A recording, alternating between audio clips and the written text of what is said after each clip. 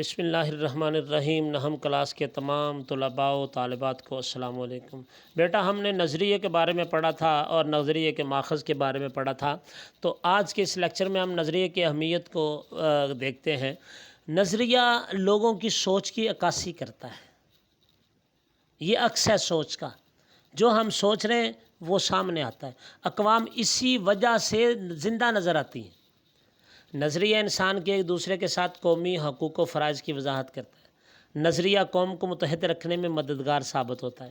نظریہ مقاصد کے حصول کے لیے ہر قسم کی مشکلات کا مقابلہ کرنے کی طاقت بخشتا ہے۔ نظریہ مقاصد کے حصول کے لیے جدوجہد کا جذبہ پیدا کرتا ہے۔ نظریہ اور جب جدوجہد کا جذبہ پیدا کرتا ہے اور مقصد کے حصول کو یقینی بناتا ہے۔ نظریہ انقلاب کو جنم دیتا ہے اور اس کی وجہ سے نئی راہیں نکلتی ہیں۔ کوئی بھی نظریہ فوراً وجود میں نہیں آتا، بلکہ اس کے پیچھے کچھ واقعات کام کر رہے ہوتے ہیں۔ عام طور پر نظریہ معاشرے کے پسماندہ لوگوں میں محرومی کو ختم کرنے کے لیے وجود میں آتا ہے۔ اسے یوں بھی کہہ سکتے ہیں کہ مشکل حالات اور سماجی دباؤ نظریے کو جنم دیتے ہیں، اور معاشرے میں مشکلات کے شکار لوگ اس کی طاقت بنتے ہیں۔ جس طرح امریکہ میں سیاہ رنگت کے لوگوں نے مساوی حقوق کے حصول کے لیے جدوجہد شروع کی، تو ان کا نظریہ مساوی حقوق کے حصول کا تھا۔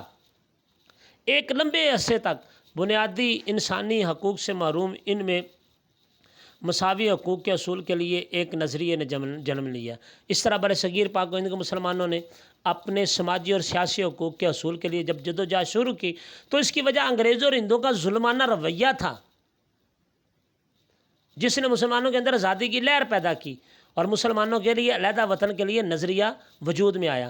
لہٰذا ہم کہہ سکتے ہیں کہ یہ نظریہ کے پس پردہ تاریخ، روایات، رسم و رواج، مزاج، نفسیات اور مذہب جیسے عناصر شامل ہوتے ہیں۔ یہی عناصر کسی بھی نظریے کی اہمیت کو اجاگر کرتے ہیں۔ اب نظریہ پاکستان کا مفہوم، اب جب آپ نے اہمیت پڑھ لی تو اب اس کا مفہوم دیکھیں۔ نظریہ اسلامی نظریہ حیات نظریہ پاکستان کی بنیاد ہے۔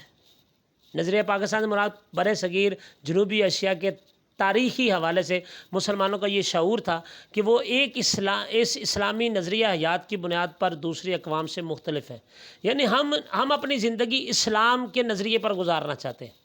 ایک موقع پر قائد اعظم محمد علی جناح رحمۃ اللہ تعالیٰ نے فرمایا تھا کہ پاکستان تو اسی روز وجود میں آ گیا تھا جب بر صغیر کا پہلا ہندو مسلمان ہوا تھا۔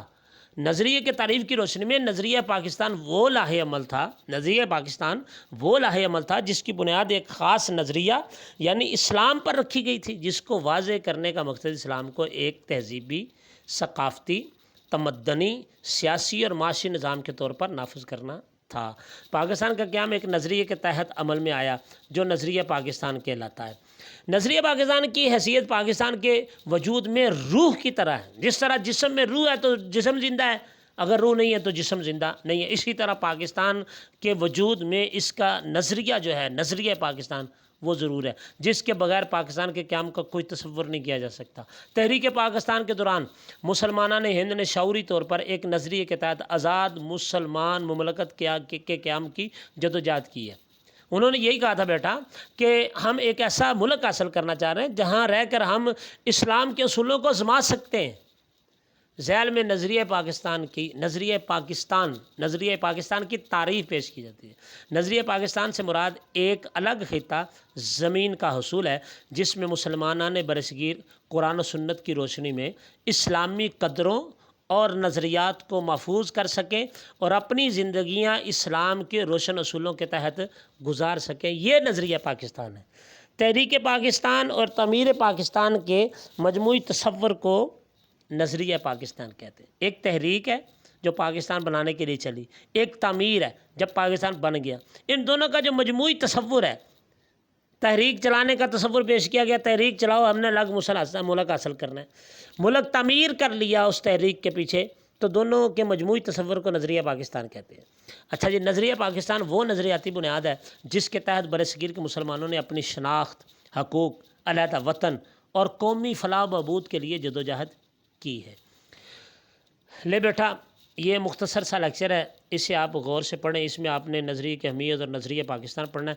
اب ہم اس سے اگلے لیکچر میں تفصیل کے ساتھ ہندوستان میں اسلامی دور حکومت کے دوران اسلام کے بنیادی اقدار، مسلمان مصلحین اور سماجی و ثقافتی حوالے سے نظریہ پاکستان کی وضاحت پڑھیں گے۔ یہ ایک تھوڑا سا لمبا لیکچر ہوگا، مگر اس میں انشاءاللہ العزیز ہم اس بات کو سمجھنے کی کوشش کریں گے۔ اللہ تعالی ہمارا حامی و ناصر